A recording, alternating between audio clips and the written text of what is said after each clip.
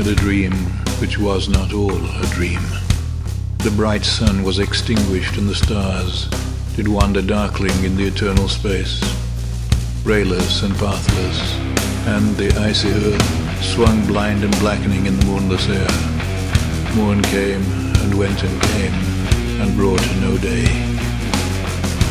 And men forgot their passions in the dread of this desolation, and all hearts were chilled into a selfish prayer for light. And they did live by watchfires, and the thrones, the palaces of crowned kings, the huts, the habitations of all things which dwell, were burnt for beacons. Cities were consumed, and men were gathered round their blazing homes to look once more into each other's face. Happy were those who dwelt within the eye of the volcanoes and their mountain torch. A fearful hope was all the world contained. Forests were set on fire, but hour by hour they fell and faded, and the crackling trunks extinguished with a crash, and all was black. The brows of men, by the despairing light, wore an unearthly aspect.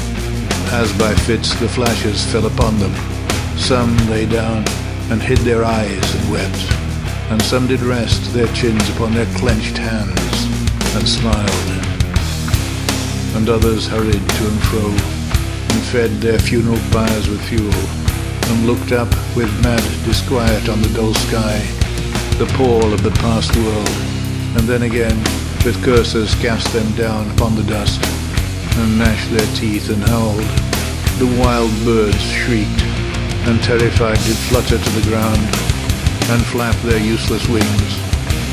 The wildest brutes came tame and tremulous, and vipers crawled and twined themselves among the multitude, hissing but stingless. They were slain for food. And war, which for a moment was no more, did glut himself again.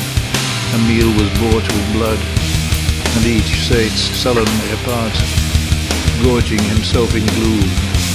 No love was left.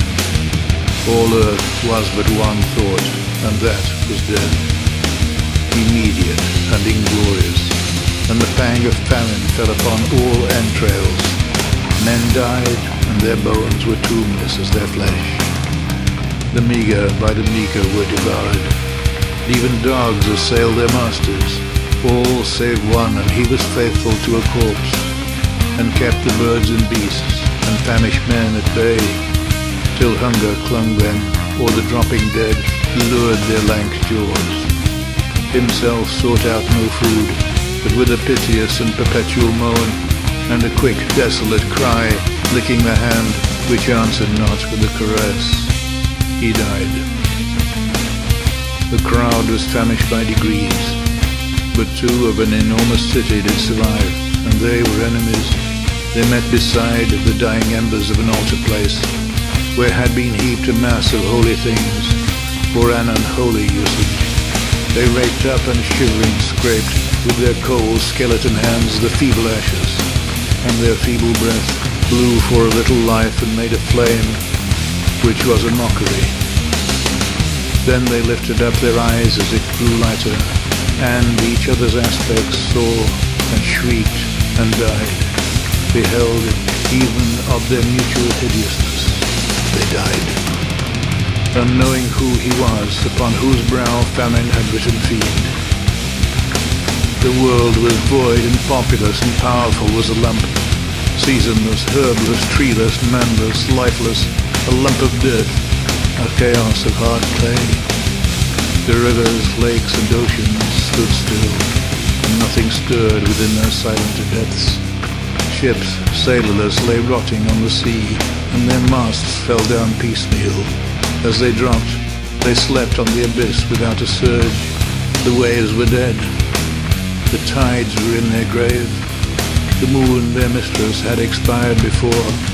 The winds were withered in the stagnant air, and the clouds perished. Darkness had no need of aid from them. She was the universe.